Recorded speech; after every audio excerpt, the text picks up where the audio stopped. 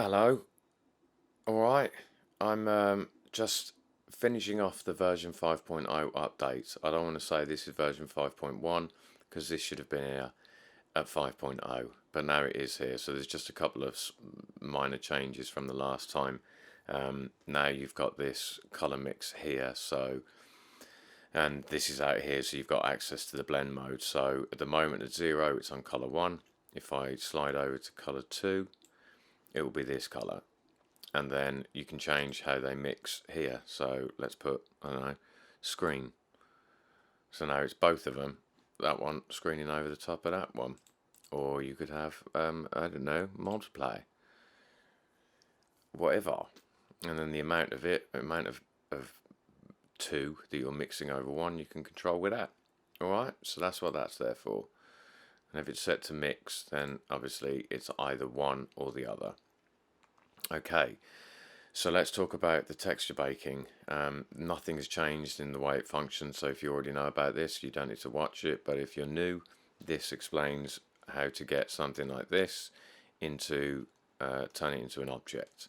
So to do that, it's very quick and easy.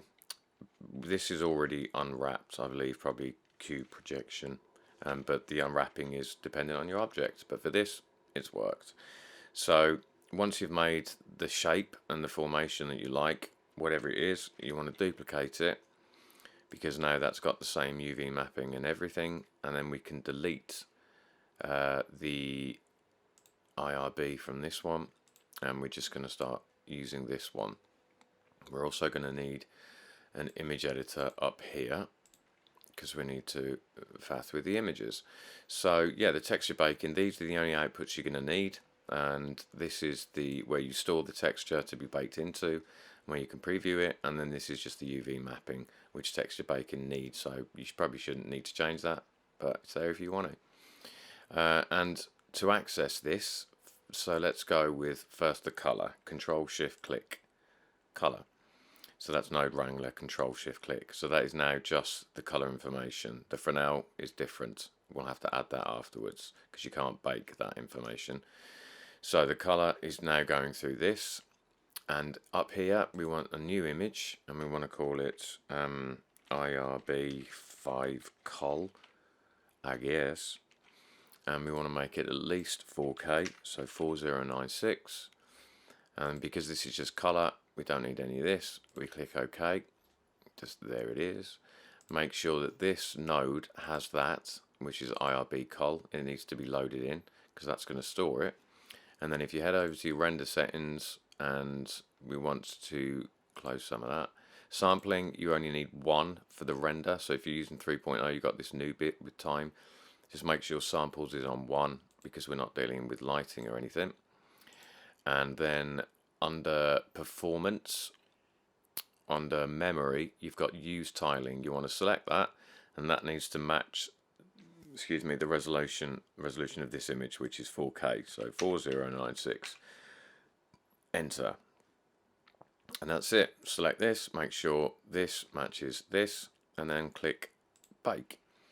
And with Blender 3, this is really fast every time, which is awesome. So that's our color map. So we want to image, save as.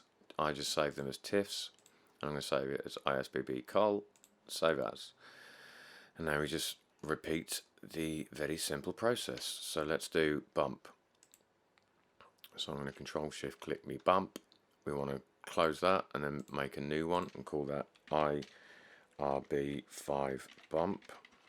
Okay, same again, black and white, so we don't need any of that selected.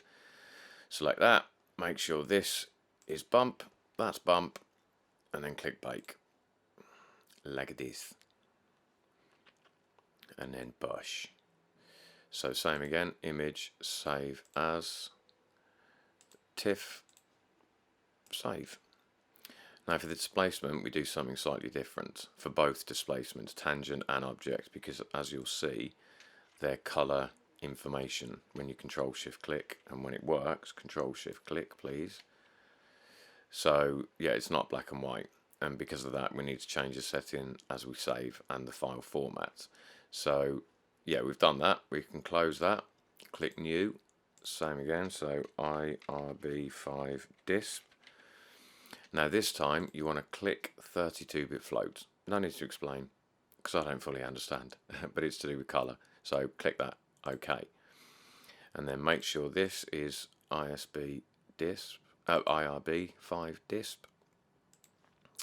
Select that, it's ready to go. Fake. Excuse me. And now we're going to save this image different to the others. So image, save as, and under file format we want OpenEXR and we want float full. So OpenEXR float full, isbdisp.exr, save as, and roughness we don't really need that because we haven't set a sea level or anything. So that's that. We can now delete that plane and move over to this one, because now we're going to make it look like this one. So we don't need the image editor anymore, but we are going to need a new image.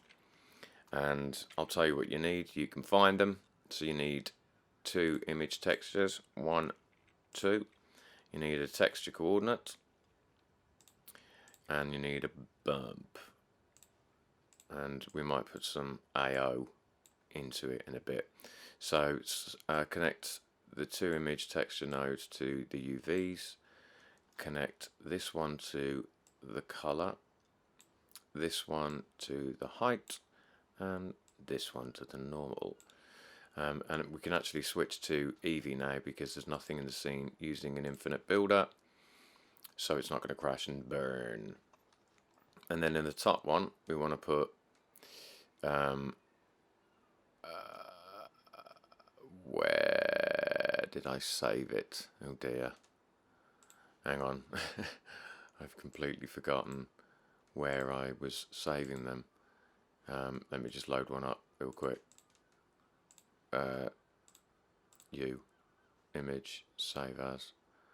Where did I put it? I've put it in the brick wall builder. Drat it and blast. Join areas. Okay, so just wherever you saved it. Don't save it in the wrong place like I've just done. Right, I need to get close because I can't bleed and see. Right, IRB5 col in the top one, and I want IRB5 bump in the bottom one. And now we've got that. And then to get the displacement, we need to use, we could set it up with a vector displacement node, but you can't bake that, so we do it with the displace modifier. So in your modifiers panel, displace, click new, and under texture properties, the bottom one there, we want to click open and point it to IRB5 disp. No, that's the IBB5 disp. I want the IRB5 disp. IRB5 bump, IRB5 disp. There we go. Okay, if we go back to the displace modifier, we want to set mid-level to 0. The coordinates will be of the UV, and then we can just bring the strength down a bit, or up a bit, one of the two. What I've noticed with, oh crikey, with Eevee is the bump is way too strong. So I would take that down to maybe 0.3, 0.2, 0.3 works. So there we go. So now that's the IRB in Eevee, and to make it, because if we press tab it's still a flat plane, but all we need to do is apply the subdivision surface first, and then the displace modifier, and bosh, you've got geometry. So now that can be exported as an object, FBX, whatever. Yeah, and then if you want to add something I forgot in a previous guide video, was the ambient occlusion. If you're in Eevee, you've got to add ambient occlusion for it to be visible. So once you've done that, if you want to add an ambient occlusion, which is an input, I believe, add a color ramp, excuse me, and add a mix RGB. And then if we plug this into this, and this into the bottom, the color node into the top, mix that up, and then change that to multiply and plug that into the BSDF, we can then control some of the ambient occlusion. You see how the cracks and the bits in the middle are getting darker as I pull that up? You see that? So that's how you add a little bit more texture, a little bit more dust to your new material. There we go. Job is a good one. That's how you get the IRB as an object. I hope that's been informative and useful. That's all you need to know with the new bits. That's why it's still at version 5. Okay, have fun, rock on.